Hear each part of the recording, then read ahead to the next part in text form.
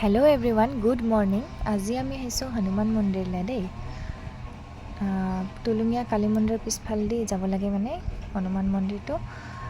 তাৰপিছত আহি পূজা কৰা হ'ল আমাৰ। এতিয়া ৰখি আছোঁ, ঠগিবলৈ দেৰি হ'ব, 1:30মানতহে মানে ভাঙিব আৰু।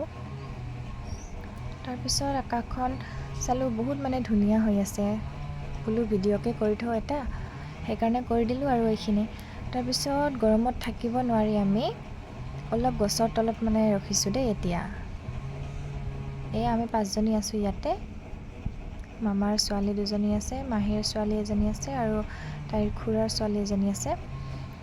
তাৰপিছত আমি এতিয়া ঘৰলৈ যাব ওলাইছোঁ আৰু।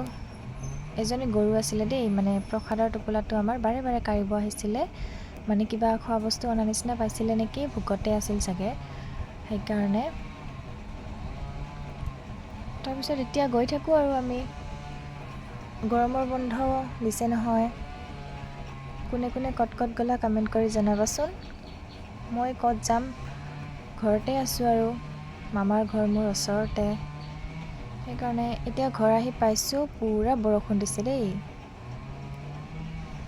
এয়া চাওকচোন, বৰষুণ দিছে, ভালেই হৈছে যেনিবা। বহুত গৰম আছিলে নহয়, এতিয়া অলপ ঠাণ্ডা ঠাণ্ডা লাগিছে। এইখিনিয়ে আছিল আৰু আজিৰ ভিডিঅ'টো।